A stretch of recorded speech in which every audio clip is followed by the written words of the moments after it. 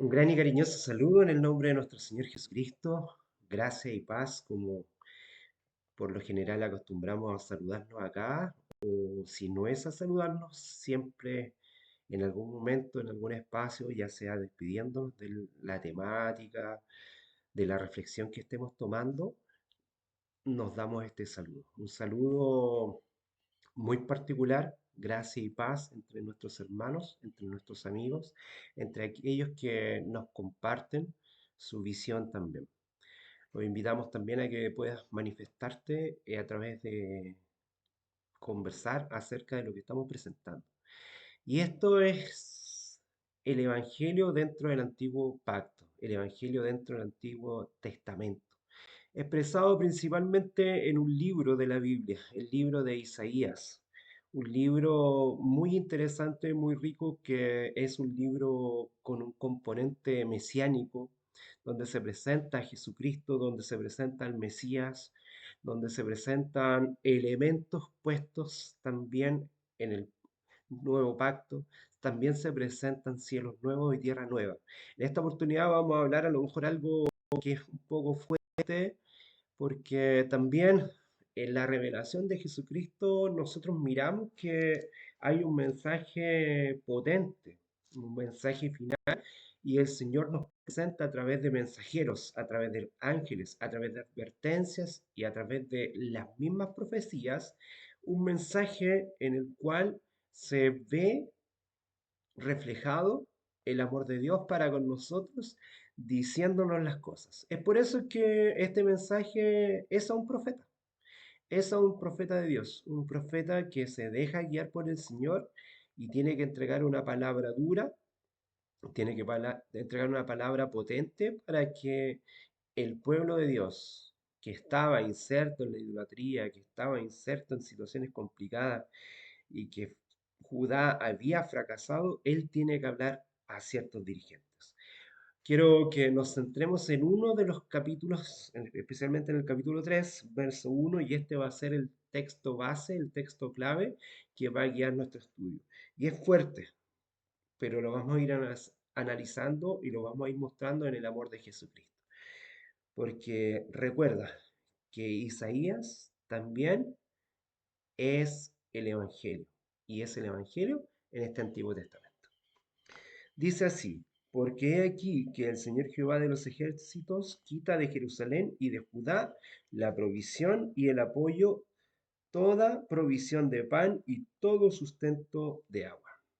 Con este versículo guía para esta reflexión, vamos a pedir la dirección del Espíritu Santo para que, a pesar de lo potente que pueda ser y chocante para nosotros, podamos ver la manifestación de Jesucristo, podamos ver su testimonio apoyando el mensaje y otros versículos que vamos a mirar, y también mirar el plan general y el contexto que nos aporta este versículo.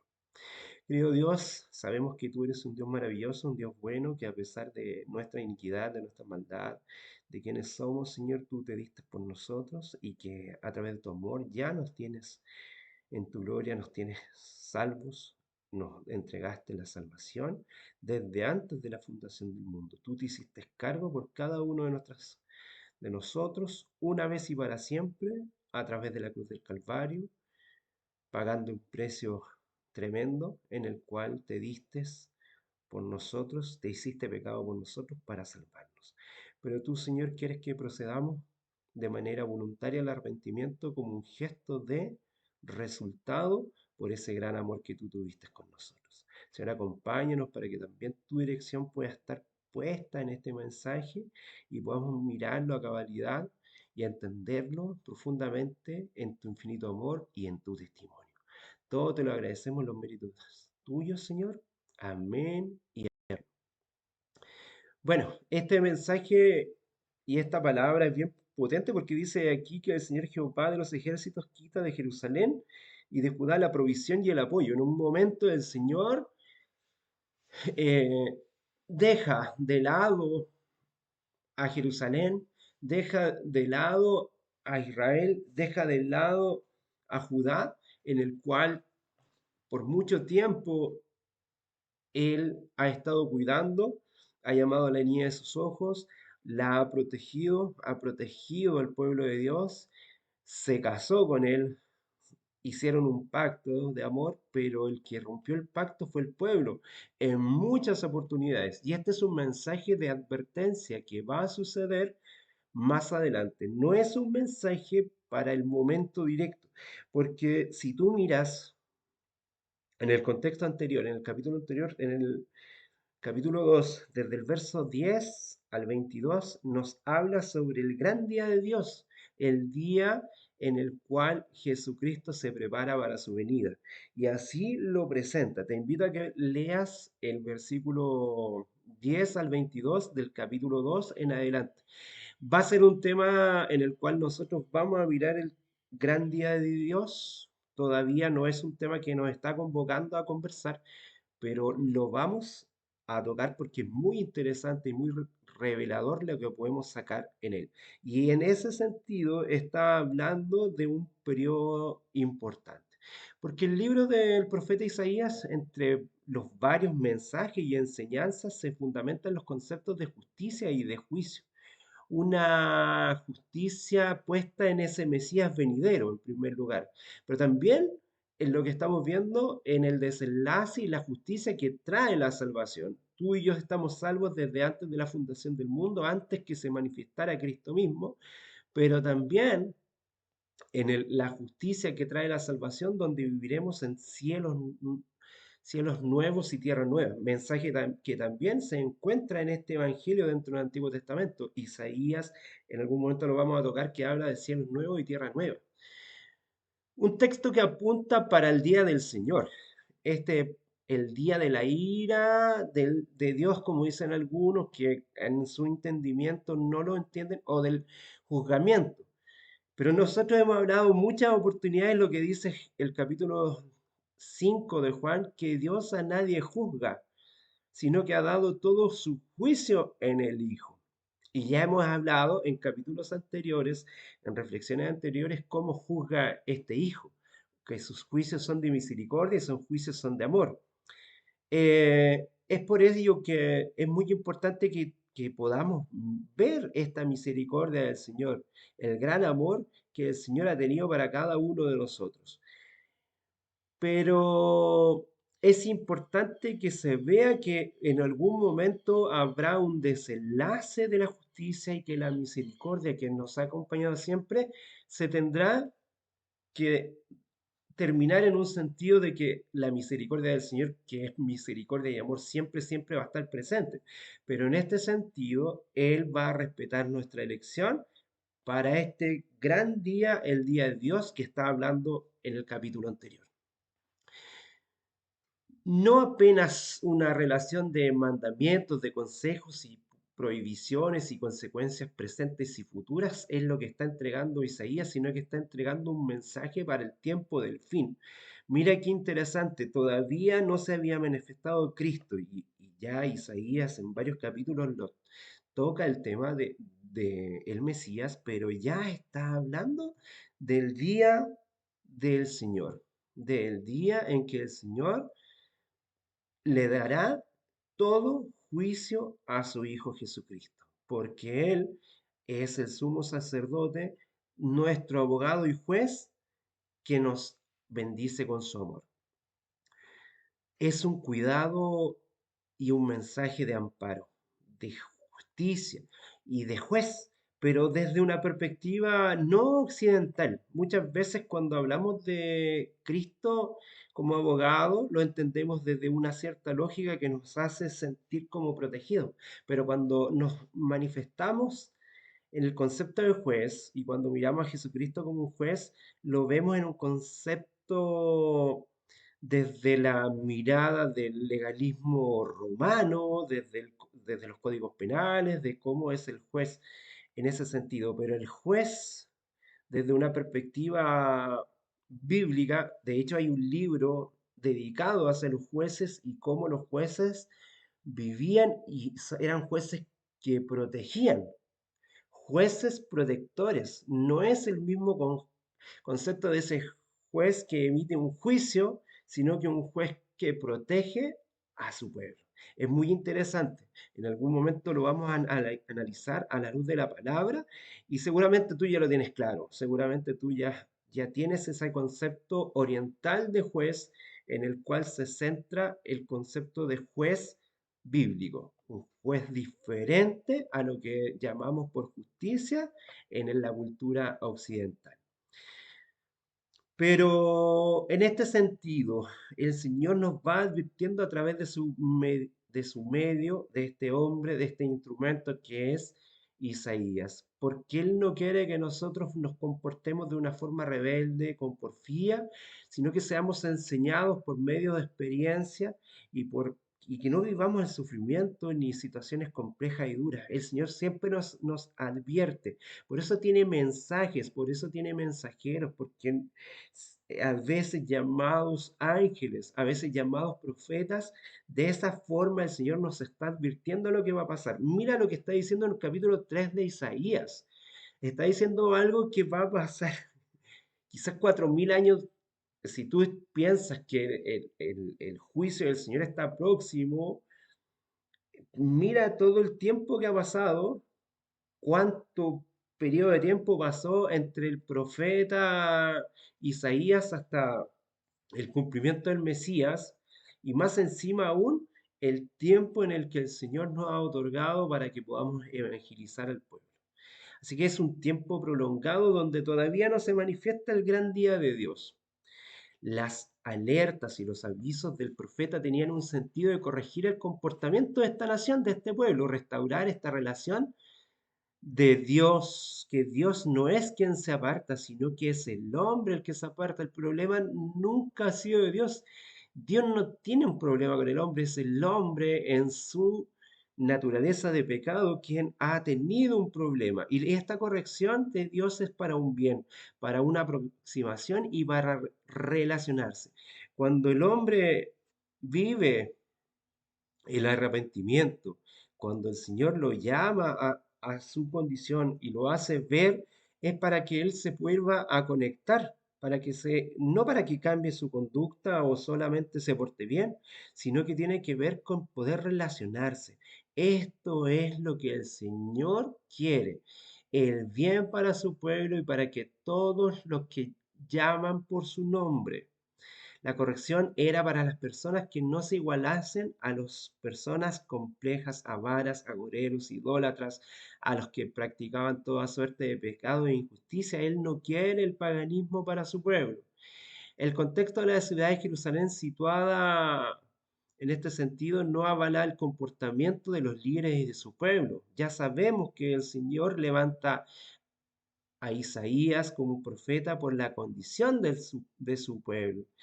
Y vemos que la voluntad de Dios es llevar advertencia, llevarlo al camino nuevamente de los mandamientos para que ellos vivan en la claridad.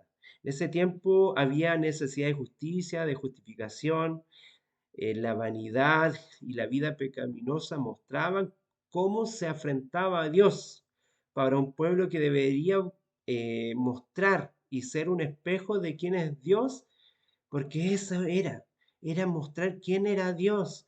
El pueblo de Dios está llamado a mostrar quién es Jesús, quién es Dios, quién es el Dios verdadero a los demás, a los otros pueblos. Eso era lo que el Señor quería. Y eso es lo que nos llama también a nosotros. Recuerdan el libro de Apocalipsis que Él quiere que nosotros revelemos quién es Jesucristo, la revelación de Jesucristo. Y esto también tiene que ver con cómo nosotros, o cómo el pueblo, en este caso de Israel, en ese periodo debía revelar quién era Cristo, pero en un contexto después de decir que viene el día del Señor, o sea, está llevando a un momento escatológico, a un momento complejo, no es un momento grande y terrible que pasa en la época de ellos. Los primeros versículos del capítulo 3, en los versos 3 a 5 de Isaías, muestran la primera consecuencia para quien tiene el liderazgo apartado del Señor. El pueblo tenía un liderazgo sin experiencia y torpe, comparable a los niños que no tienen discernimiento. Esos líderes serían sacados de sus posiciones y predomina en este sentido la anarquía. lo puedes ver tú en los versos 6 y 7. Le dice, cuando alguno tomare a su hermano de la familia de su padre y le dijere, tú tienes vestidura, tú serás nuestro príncipe y estas ruinas estarán bajo tu mando. Él jurará aquel día diciendo, yo no seré el sanador, porque en mi casa no hay pan ni que vestir, no me hagáis príncipe del pueblo. O sea, quiere decir que nadie se estaba haciendo cargo. El pueblo pecaba de una manera desenfrenada y nadie quería asumir esta responsabilidad. Nadie quería ponerse en juego ni acreditar que lo que estaba pasando. Era comparable y en ciertas oportunidades Isaías llama al pueblo de Israel, los compara con tierra de Sodoma y de Gomorra en su comportamiento. La insistencia en esos comportamientos lo llevó a no tener una sensibilidad con la palabra escrita, con la palabra presentada y con la palabra viva del mismo profeta. Las personas estaban frías y sin consagración, como en el tiempo del fin, como nos dice, que las personas, a pesar de lo que esté ocurriendo, a pesar de ver los desastres, a pesar de ver todo el cumplimiento de lo que Apocalipsis nos señala, la persona no procederán al arrepentimiento. El pensamiento queda sujeto a una ostentación, a los vestuarios y a los bienes materiales. Eso es lo que nos está diciendo. Los mandamientos y la devoción estaban distantes del corazón del pueblo, conforme a como podemos ver en los versos 9 o del verso 16 al 24 del mismo capítulo 3. Bueno, quiero invitarte a que tú hagas tu propia lectura, porque nosotros más que detenernos en la lectura que la puedes hacer de manera personal, estamos haciendo un análisis de lo que el Señor nos está mostrando a través de la Escritura, una reflexión de ella. Si se compara este comportamiento del pueblo con la iglesia de nuestro siglo, podemos notar tristes semejanzas, como bien habíamos mencionado. Se ve una iglesia sitiada por el mundo, con una filosofía anticristiana, porque no está mostrando al verdadero Cristo, está mostrando a una religión, está mostrando algunas prácticas, está mostrando ciertas tradiciones y pasa también como nosotros a veces nos dejamos envolver por ello cuando nos conversan y nos preguntan, ¿y cómo es tu iglesia? ¿Qué características tienen?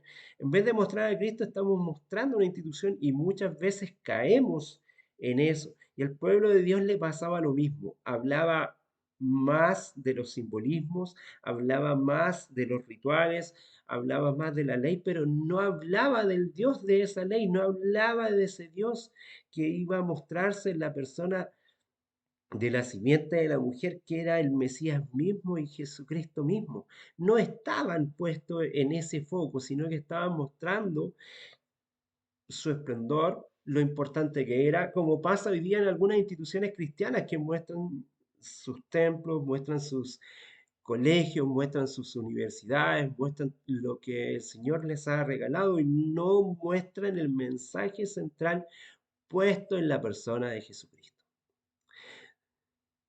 Tomando como un ejemplo la guarda del cuarto mandamiento, se puede verificar que estas fueran inventadas, o en este sentido, ciertas situaciones con respecto a la separación de las cosas ordinarias con la separación de Dios y al sábado.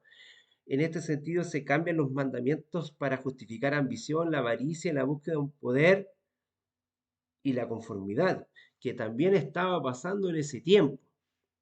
No quiero detenerme en ello porque, bueno, tú sabes que este canal y esta iglesia no, defiende la vigencia de los 10 mandamientos y entre ellos también el cuarto mandamiento, el sábado. No vamos a tocar solamente una pincelada acerca de esto, sino que en los tiempos de Isaías también estaba siendo profanado a pesar de ser un pueblo de Dios que tenía todas las oportunidades y todas las facilidades para vivir el sábado de una manera holgada. Quizás tú y yo a lo mejor no tenemos esa misma condición para vivir el sábado en ese sentido. Hoy día tú y yo podemos vivir en el reposo en Cristo porque en Cristo reposamos, pero siempre hay un sábado para cada uno de nosotros. En este sentido, en el descartar de Dios que nos muestra la devastación y los ayes revelados al profeta son para un pueblo que en primer lugar también y en toda la humanidad caída no estaba clara en la venida del Mesías y menos en un tema del juicio del día del Señor que está comparada en este contexto. Recuerda que el capítulo anterior, de los versos 10, los 12 versículos anteriores, del 12 al 22, está haciendo énfasis en el día del Señor. Y es así en este sentido. También vemos este mensaje en la misma solución que es el mensaje que se muestra a la iglesia. ¿Dónde está el pueblo de Dios? Aquel que trae la marca del Espíritu Santo, aquel que recibe el sello de Dios a través del Espíritu Santo, como dice Efesios en el capítulo 1, el verso 13 y 14. ¿Dónde está el pueblo de Dios en una situación tan compleja y desastrosa? ¿Cuál es la condición? ¿Qué es lo que tiene que haber? La única solución que es presentada acá, y si nosotros miramos, es que en aquel momento aparece una restauración del remanente justo. En el capítulo 4, el Mesías venidero y el renuevo del Señor que viene del mismo Judá. A partir del verso 2 del capítulo 4, el profeta Isaías llega a descubrir cómo serán maravillosos los reinos, el mismo reino y la proclamación del reino en la venida del Mesías, cómo el Mesías mostrará el reino de Dios. Revela que Judá será la cuna del renuevo, el retoño del Señor. Así lo presenta en este sentido. Cuando el Señor ha lavado las inmundicias de las hijas de Sión y limpiado la sangre derramada en medio de Jerusalén con el espíritu de juicio y con espíritu de fuego, y creará Jehová toda la morada del monte Sión y sobre los lugares de las convocaciones nube y oscuridad de día y de noche, resplandor de fuego que eche llamas, porque sobre toda gloria habrá un dosel. En este sentido, vemos, por ejemplo, en aquel tiempo el renuevo de Jehová será la hermosura y gloria y el fruto de la tierra para grandeza y honra del remanente de Israel. Eso es lo que nos presenta el verso 2, lo que puede asegurar que hay una esperanza en el Mesías. La esperanza es para quien espera en el Señor, que está en las buenas obras de Cristo, que Cristo es quien lo justifica, porque tú y yo no podemos salvarnos por nuestra propia condición. Efesios 2, del verso 8 al 10, nos presenta en este sentido los méritos de Cristo. El profeta continúa mostrando la revelación del día del Señor, afirmando la reparación y la santificación efectuada por Dios. En este sentido, las impurezas de las hijas de Sión serán limpias, como veíamos en el versículo, por medio del espíritu de juzgamiento, el Espíritu Santo que nos lleva a toda verdad, pero también nos lleva a todo buen criterio y a todo buen juicio. Espíritu de juzgamiento, saber elegir, saber juzgar. Esa purificación profetizada es confirmada también por el mismo Juan el Bautista en el Evangelio de Mateo cuando dice que vendrá el que bautizará en Espíritu Santo y fuego. En el libro de Mateo capítulo 3, verso 11. Un fuego que es purificador, el Espíritu Santo manifestándose con poder y gloria para purificar nuestro corazón como el oro y los demás metales preciosos deben ser refinados en el fuego para su purificación. La sanación y la misericordia andan siempre acompañadas de la justicia de Dios. No hay cómo separar al Dios de justicia, al justo juez, que es el Dios de amor y de misericordia. Así lo vemos en Juan, el capítulo 16, versos 7 al 11. Tal aproximación ocurre por medio de la acción del Espíritu Santo, que nos convence de pecado, de justicia, pero también, como decíamos, de juicio, de poder tener un espíritu de enjuiciamiento, de poder elegir sabiamente de dónde podemos movernos en nuestra propia elección y en nuestro propio libre albedrío. Así el día del Señor es el día de la presencia que se va a manifestar en el pueblo. Y en el capítulo 4, versos 5 y 6 nos da claridad de ello. Espíritu de juicio, espíritu de fuego y morada del monte de Sión en los lugares de convocación.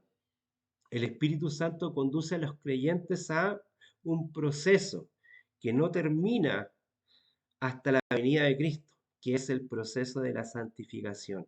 Día a día vamos siendo purificados en Él, transformando nuestras elecciones incorrectas en elecciones correctas por medio del Espíritu que nos da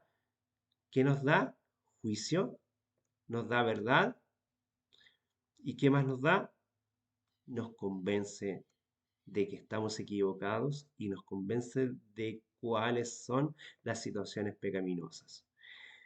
El hecho que no se puede ser amigo del mundo con sus conceptos y valores y adorar a Dios Todopoderoso, nuestra salvación, nuestro Creador manifestado en nuestro Señor Jesucristo, nos dice Santiago que aquel que es amigo del mundo es enemigo de Dios conforme a lo que él presenta en el capítulo 4, verso 4.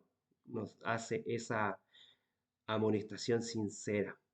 Por eso es que el día del renuevo del Señor es el concepto que eh, el Señor está por venir. El Señor, en el renuevo del Señor, en su alegría, en su regocijo, Él vendrá nuevamente. Y es así como nosotros debemos vivir en este sentido. Es muy importante que miremos esta condición.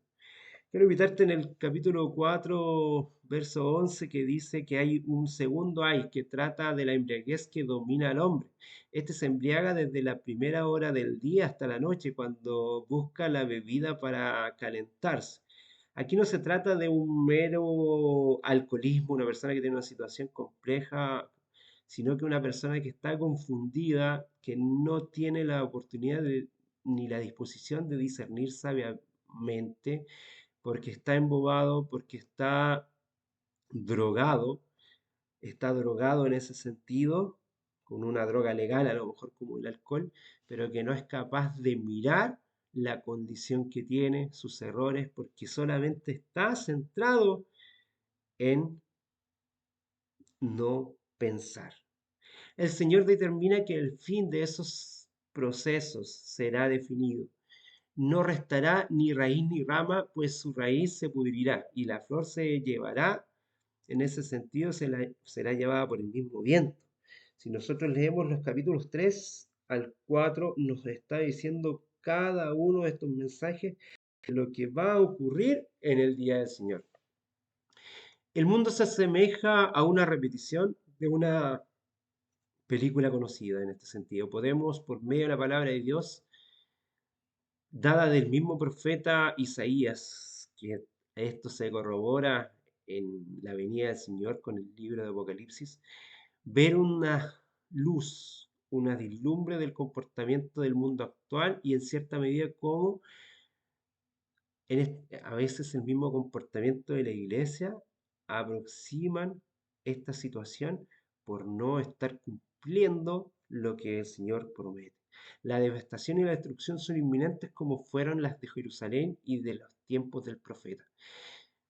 El mensaje que está puesto en Isaías era un mensaje final, pero que también impactó la vida de Jerusalén poco tiempo después de que el profeta ya no estaba. Desde las exportaciones hasta el mundo asirio, desde la deportación también puesta en otros momentos, vemos que está ahí situado todo lo complejo que vivieron en Babilonia, todo lo que ellos experimentaron por no seguir. Para ellos fue su momento de juicio, un juicio con advertencia, que en ese sentido ellos iban a experimentar.